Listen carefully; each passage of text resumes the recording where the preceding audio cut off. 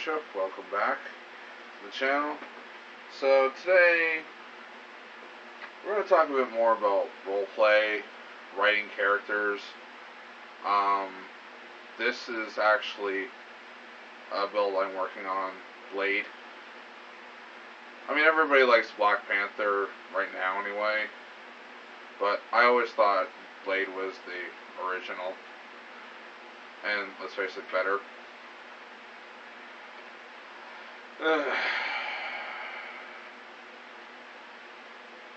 Especially since it wasn't written in such a politically charged climate,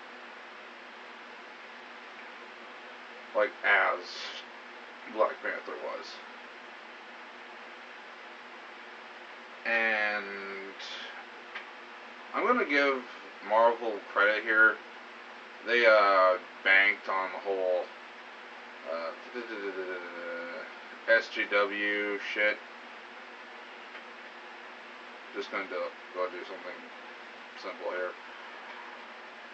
You know, they advertise, oh well, it's a African American cast, blah blah. Yeah, that's nice. But like what ended up happening really was, actually I'm just gonna make an adjustment here. Just a slight adjustment so I can get a wider angle, so it doesn't look like half the screen's freaking cut off. Anyway, what I'll give them credit for is playing off of the current political climate. They advertise, you know, all these black people in this film. Well, no shit, it's Black Panther set in Wakanda, a fictional part of Africa. No kidding, it's going to be all black. But I think that detracts from the actual story. That detracts from the characters, the story. It's almost as if you're saying, well, these can't stand on their own merit. We gotta play up this, you know, bullshit. This current political climate. I'm not saying that they shouldn't have let it happen. I mean, the political climate is not exactly their fault. But playing into it, like, with some of the comments they've said, and no, I haven't seen the movie, so I'm not going to try and comment and say, the movie itself was SJW-ish or whatever. No. I don't know, I didn't see it, so let's see, so I'm not gonna comment on that. But the commenting of, you know, it's Kate, that is all African American, mostly. It's like, I don't really care. People don't care. You know, most people, well, intelligent people anyway, don't care about race as far as a character goes. Because, like, Blade, I wouldn't give a damn if he was white or black, or Asian or whatever. He's a good character because he's a badass. That fights vampire. He's a half vampire, half human hybrid that goes around and kicks vampire ass. The Daywalker. Okay? Goes around with his glaive, his guns, and his freaking ninja sword and stuff, and chops fools to pieces and blows them up. Vampires. Which is freaking awesome.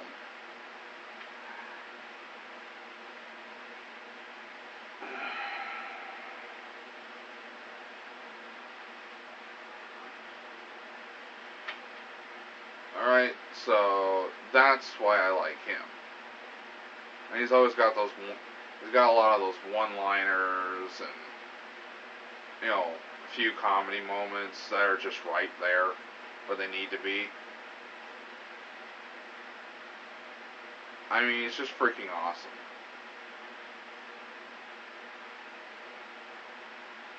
Now, what the hell is it, these guys in the tiki torches? Oh, they're transporting a prisoner, whatever. Yeah, I don't really tend to get caught up in that crap because I don't care about the political climate of Skyrim all that much. I mean, let's see. Now, how this plays into role-playing is the fact that the identity politics and all that, it doesn't fucking matter. Nobody fucking cares. Or I should say, they're not gonna care in a few years' time when all this political stuff just basically washes away. Okay, the political pendulum's gonna shift, the politics are gonna go away, or I should say they're gonna shift, and if you bank on politics to save your writing, then you're gonna be looking at an even bigger bomb than it already is. You know, writing-wise. And of course this pertains to movies, comic books, anime, manga, any sort of fictional work. I mean, even just you as a writer, right now, if you're writing an RPG character. Okay, say your character's like an Asian woman, or a black man, or whatever. Okay, fine, but that should not be a defining trait of theirs. That should just be window dressing at best.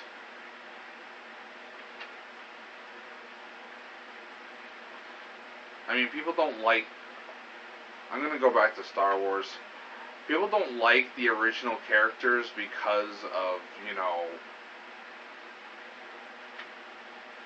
their race or anything like that. Oh, shit.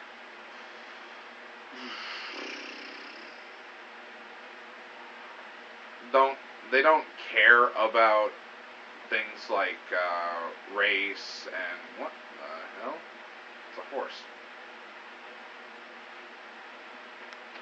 I would suggest you get moving, horse, because yeah, this is not good.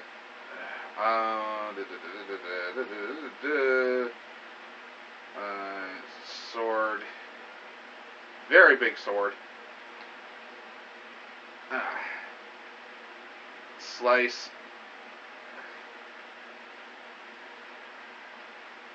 People don't care about the original characters because of the fact of, you know, their race or, you know, gender or anything like that. They like them because they were good characters. They were well enough written anyway. Except for Anakin Skywalker, who... there's a reason people rip on him constantly.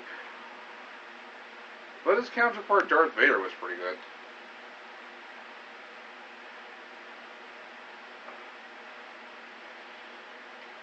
I mean, granted, you know, like in Legends,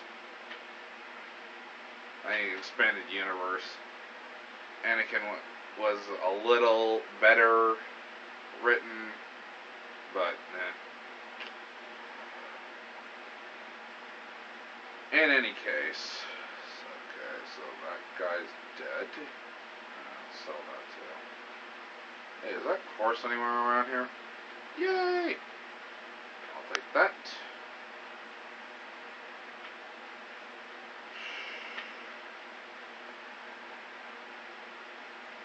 And, of course, they had interesting story arcs. Like, to harp on the character of Luke, The reason people liked him is because of the fact, he went from this farm boy who whined about power converters. By the third movie, he was this badass Jedi who was taking on one of the most feared villains in the galaxy. Not only that, but he was the embodiment of hope, and it was proven that he would always be there for his friends. Which was awesome.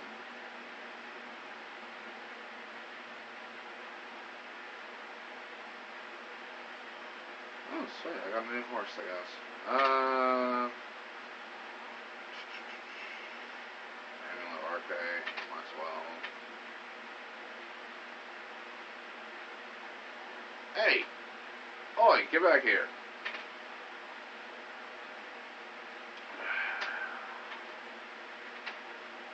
Now, compare that to the newer characters. Most of them have, well, cardboard personalities, or cardboard cutout personalities, should I say.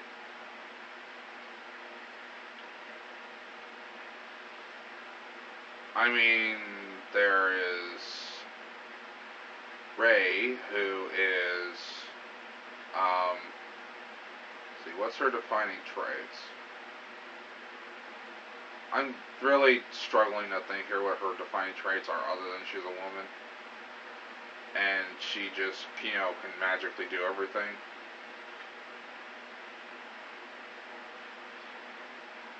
I don't know, maybe she's a walking cheat code. That's what her personality traits are. Let's see. Poe is a flyboy, Han Solo-ish kind of character with 0% of the charm.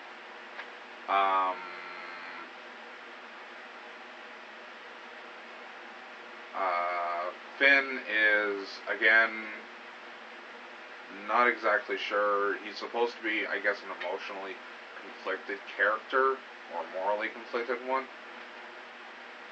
but it doesn't play well, really. I don't know.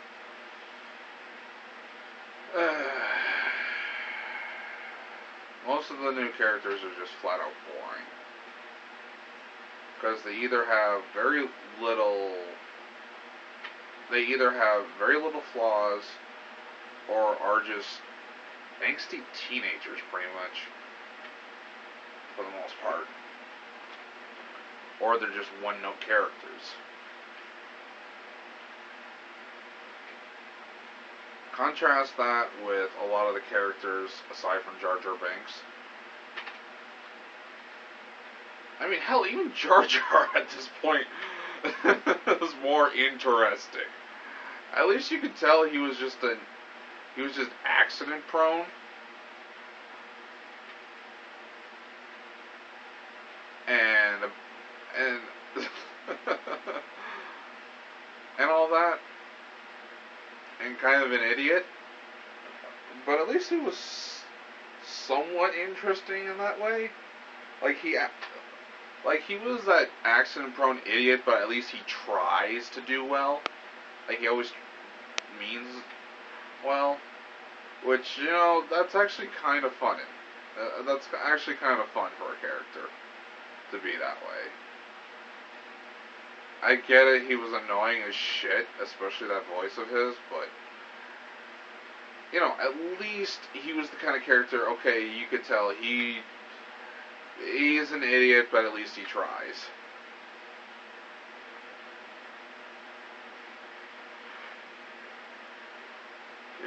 And occasionally, he would actually do something right. Occasionally, he would... What the fuck? Okay, move it. I think that's supposed to be over there.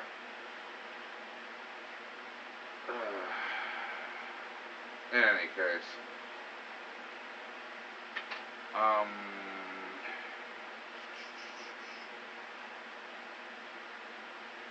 And occasionally, So, what I'm saying, the point I'm trying to get at with Star Wars and role playing and all this other rambling I've done up to this point is that characters' defining traits need to be under the surface. You know, a show don't tell sort of thing. Like, don't tell me that Rey's badass and everything. Don't tell me Poe is the badass hotshot pilot and everything. Like, you do see some of it, but it's very, I don't know, forced. A lot of it's very forced.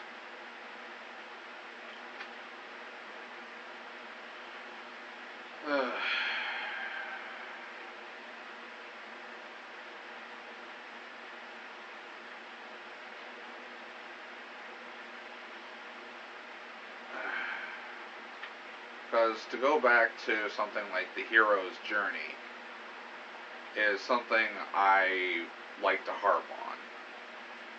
Okay, your character starts off as shit at a lot of things. Or I should say, the character starts off as shit at a lot of things. And then gradually, as they keep going, they eventually get good.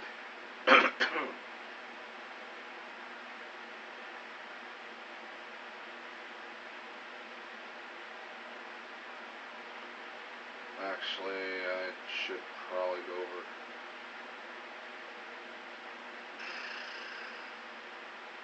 I could go over this way.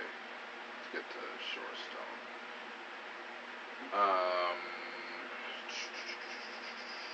Okay.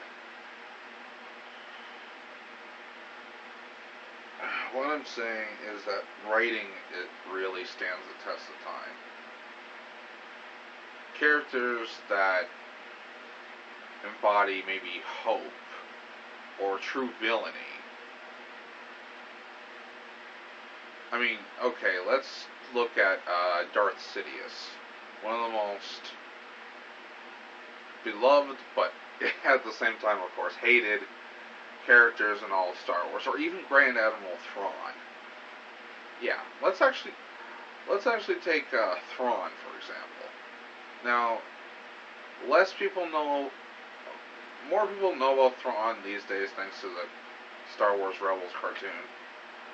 But what is he known for? He's not known for being, super powerful or shooting lightning or blaster accuracy and stuff like that. Although he is a capable warrior. He's known for being a master tactician. And that's something you can't just, explain away. Okay? It's much better if you actually show it. And to Star Wars Rebels' credit, they actually do show that Thrawn is this very menacing character. That he's always very calm, cool, and collected. Yet, you just know him from him being there that you know every time he's on screen, oh shit, something was about to happen, and this guy's about to mess somebody's day up. Every time he's on screen, you fear for the rebel. It's like you fear for the Ghost Crew because of what kind of damage you know he can do. And he's demonstrated it before in his tactics. And yet he's always so calm and collected. Someone like that will command respect regardless of any superficial traits they might have. someone who's very tactful, logical.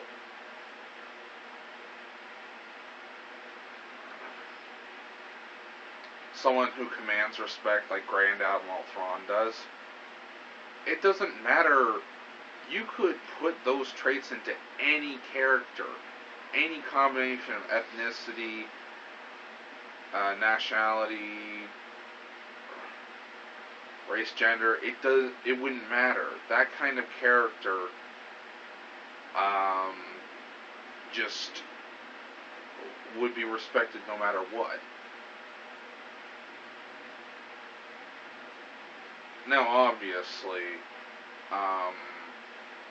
Thrawn wasn't just, born that way. He actually has a very good background in the fact that he trained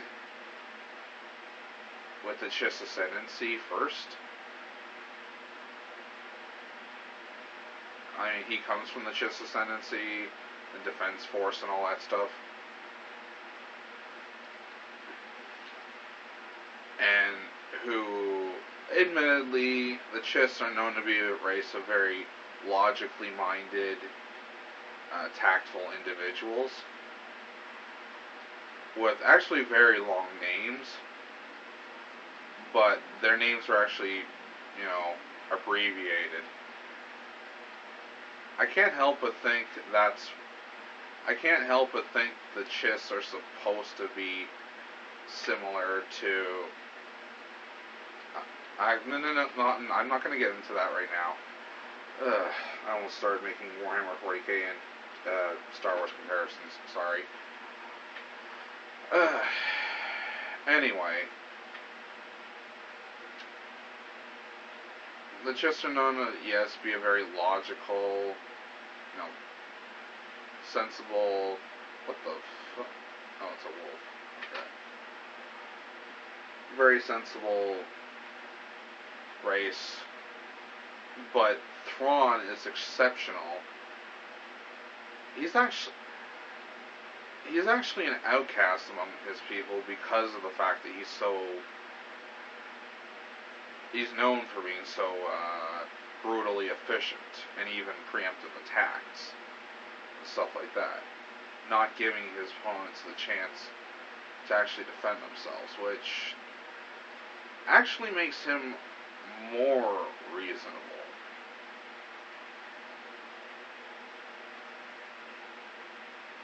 I mean, you ever heard of the old, Han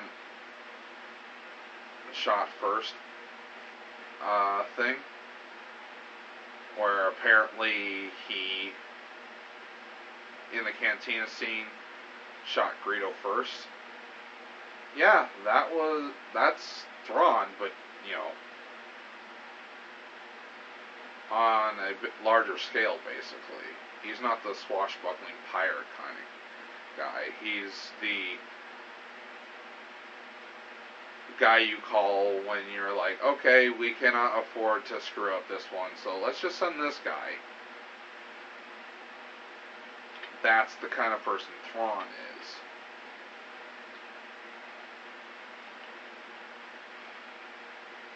Although, of course, for different reasons. Thrawn sees it as tactically sound to not give your opponents the chance to defend themselves. And he's right. It's a tactic I approve of.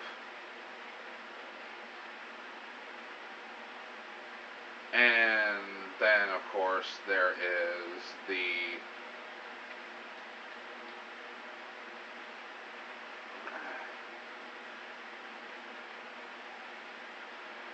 whole aspect of, fleet commander, calm, cold, calculating, all sorts of things like that.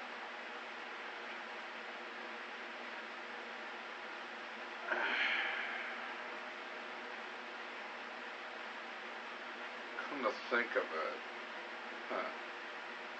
I don't know. I'd have to get into Warhammer 40k lore before I ever start making comparisons, so you guys would know what the hell I'm talking about.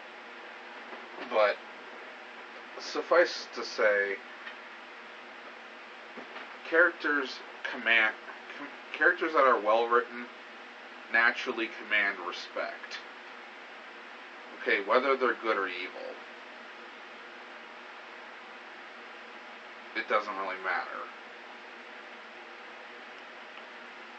So what I'm saying is that your character, when you write, needs to be able to command respect. Needs that whenever you start writing, whenever your character enters the room, everybody else is like, oh, this is going to be good. Like, take my main character, for example. One of my main characters, Brandon Blackheart, also known as Agent Dark.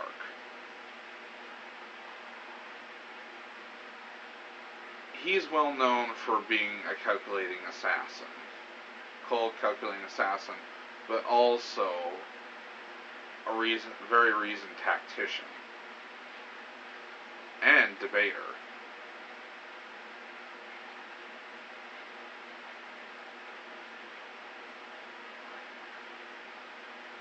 Like, he's not one usually to give in to emotions or anything, but he specializes more in assassination than anything else.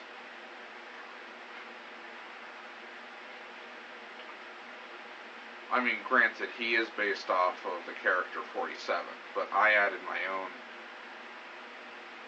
I added a lot of my own,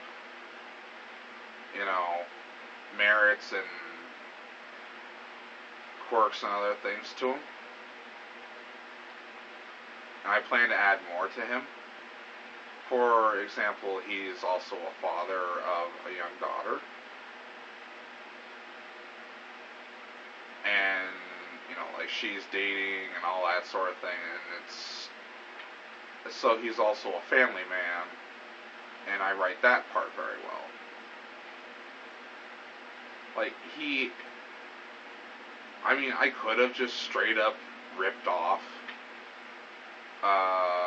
47 and everyone else would have probably just went along with it because of all the other characters I write and everything. But I decided to add my own personal, spin to them. I added all these extra traits that I didn't have to. I added, being the family man, being the tactician, being the debater, being the...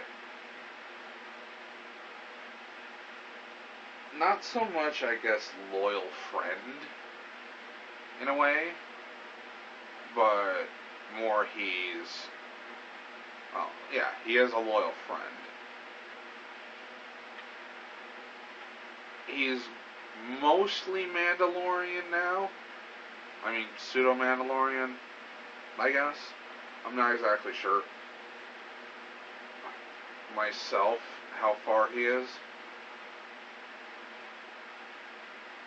I mean, he/I don't speak the language, so there's that. But,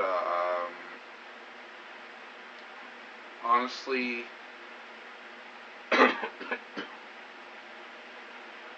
actually, I'm just gonna do something here, since,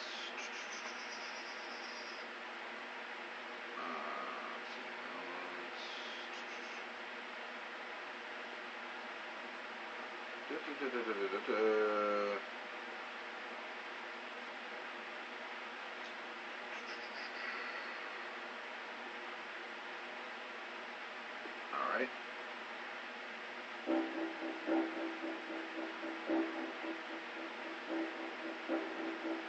There we go. Little ambiance. But, that's the sort of thing I did with that character. Was I basically turned around and just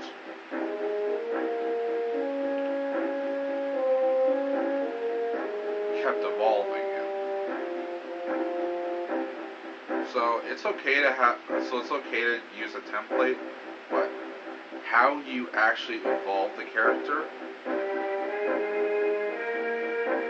will determine how people react to that character.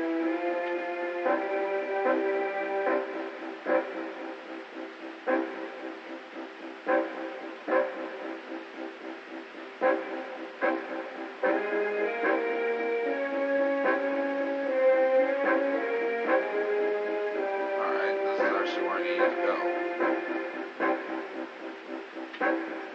See, that's ebony ore. Alright, just go in and kill these frostbite spiders.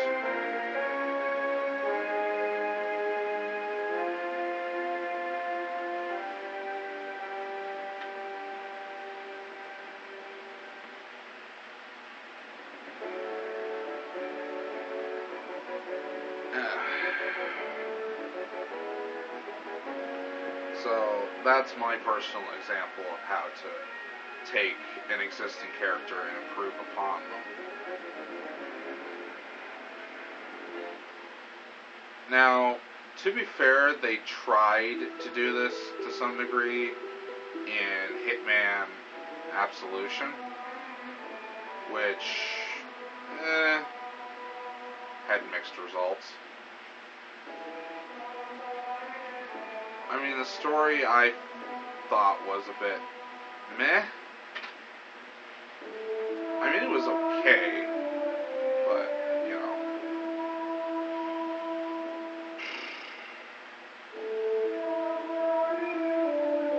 Yes, everything with legs and stuff like that needs to die.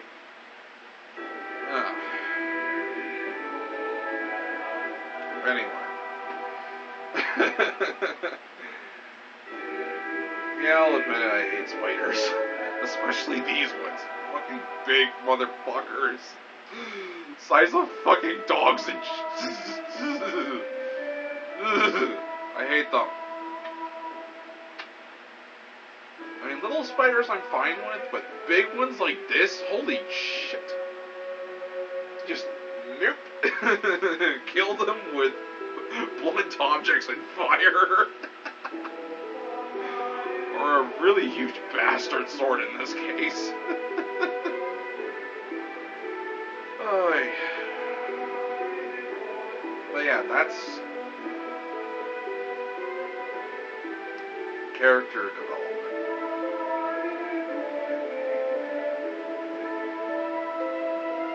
I mean, if people don't want to interact with your characters willingly, or if you get the feeling that they're deliberately trying to put them through a hard time, that just everyone wants to put them through a hard time, then it's most likely your fault.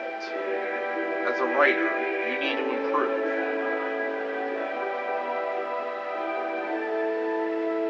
You can't just blame everyone else and never evolve your character.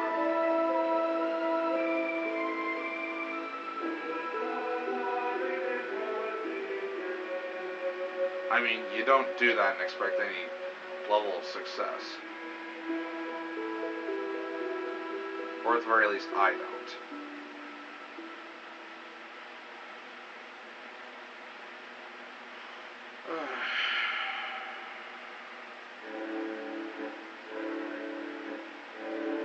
Because I actually had that for the longest time. That my character... It was a me personally problem. It wasn't just my character. It was me personally. I thought I could just keep writing the same way. And you know, oh well, just everybody just doesn't see my genius or you know stuff like that. I actually thought that way. It wasn't just my character. I mean, your character is a reflection of you.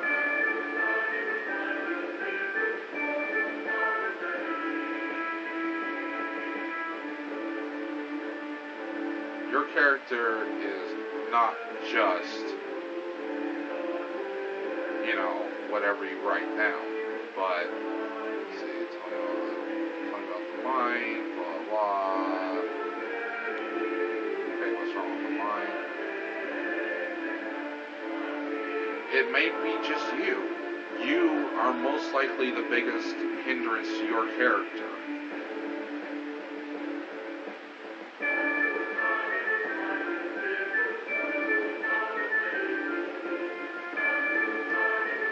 And if that's the case, then you need to reevaluate yourself.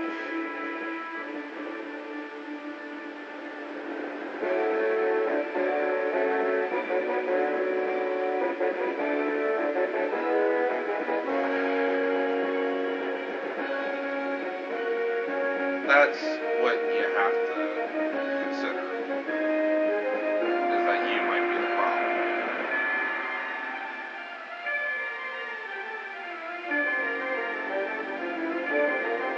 You have to be open to criticism,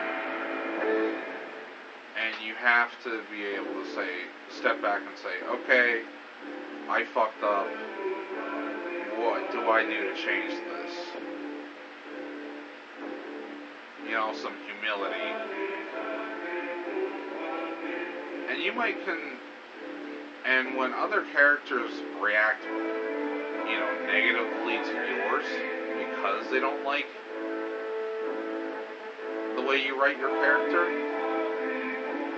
and then you start accusing them, oh, well, their character is just an asshole, or that person is just an asshole, or, you know, they have no soul, or, I don't know, stuff like that, or they need a lesson in humility.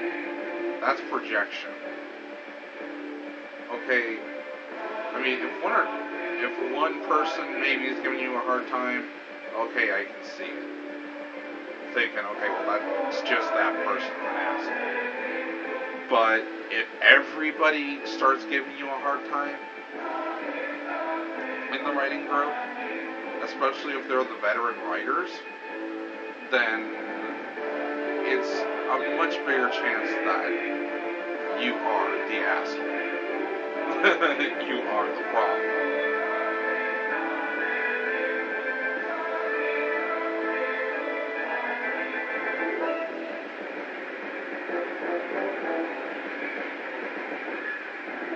To go back to Star Wars and the latest movies, lots of people have criticisms that they don't like these characters. Okay, if it was one or two, or I guess as big as Star Wars is, maybe 100 or so people that came out and said, oh, they just don't like these characters for X, Y, and Z, maybe you could put some doubt onto that, you know, take that with a grain of salt. But when there are thousands, I mean, overwhelmingly negative reviews, and everybody saying the exact same thing, or some variation thereof, and it's not like these are big publications, these are independent people who, a lot of them probably have no clue the other person even exists. Okay, they've come to these conclusions on their own. And damn it, my controller's jammed. Come on, there we go.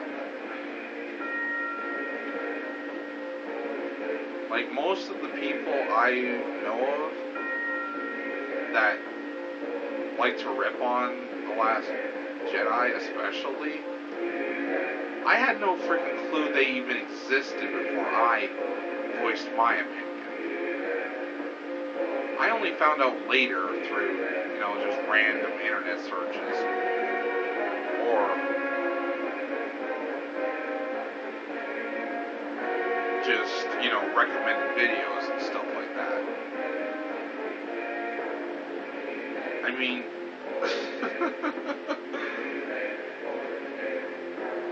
so this accusation of, you know, just hating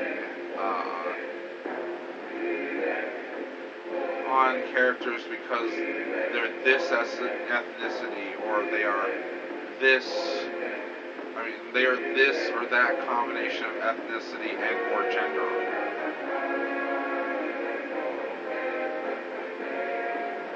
That doesn't fly. I mean, yeah, sure, it flies with some of the people that you might hang out with on a regular basis and all smell each other's farts and say, oh, well, your shit don't stink. I mean, you turn your nose up to the actual fans and everything and tell them to go fuck themselves, which is a stupid idea. I mean, seriously, that's what I'm talking about. Is that you yourself, in the evolution of your character, I mean, my characters ended up evolving as I did, as a person. I became more open-minded. I looked inward onto myself and asked what I was doing wrong. Then I started asking other people what I was doing wrong. And they overwhelmingly pointed out this, and this. Okay, in my specific case, I always kept trying to bring new technology into Star Wars.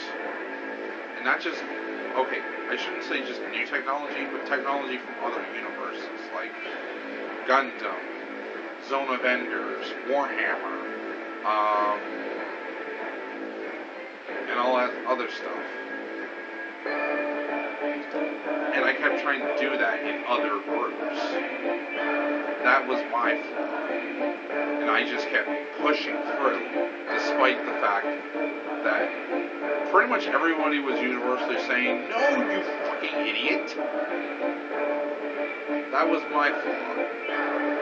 I mean, a lot of them would be more polite than that, but that's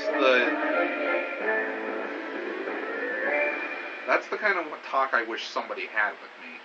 Was, no, you idiot. Nobody likes this shit because it doesn't fit with the universe.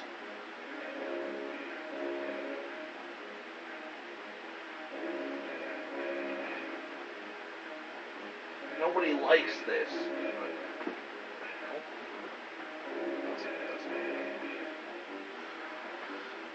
Okay? Nobody wants this. Nobody likes this. Nobody comes here for this. We get it. Your character is supposed to be the tech nut of the bunch. But within certain, like, try and, tone it down. Make it fit with the rest of the universe. And that's really what you kind of have to do. You have to learn how to evolve your character within the universe. That's really what you need.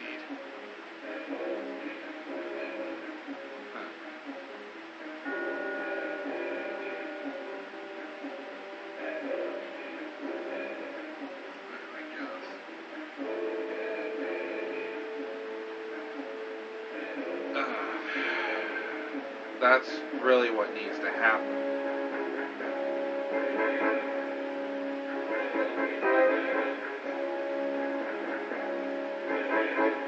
You can't just have your character be static, is what I'm saying.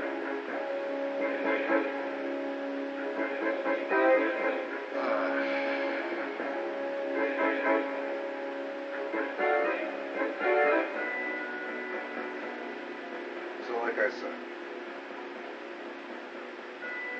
as far as what this pertains to directly to role-playing, ask the people around you what you are doing wrong, what they don't like.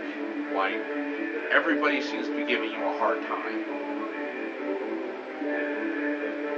Sure, some groups are full of assholes and it's not even worth your time to even bother with them. But if they're good writers and decent people themselves, and trust me, decent people usually make very good writers.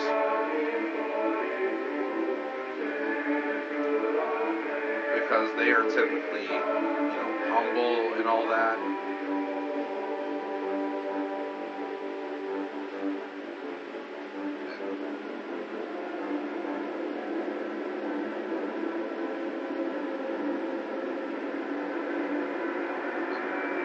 This scene has been glitched, so whatever.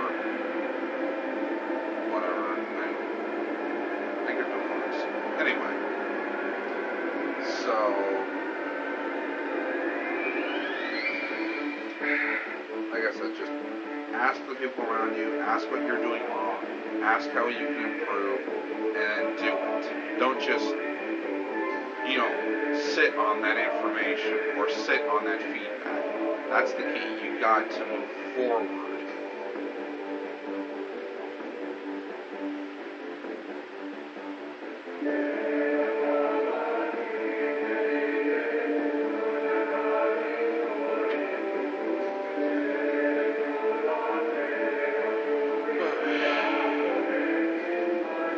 Anyway, so I've been here, Bishop. Thank you for watching, and remember,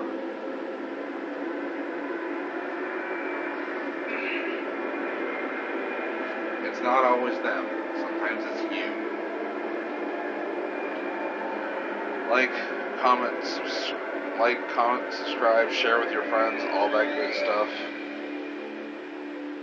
And of course, if you're feeling generous, do leave a donation to the PayPal link in the description below. Thank you for watching, and I will see you all in the next video. Goodbye.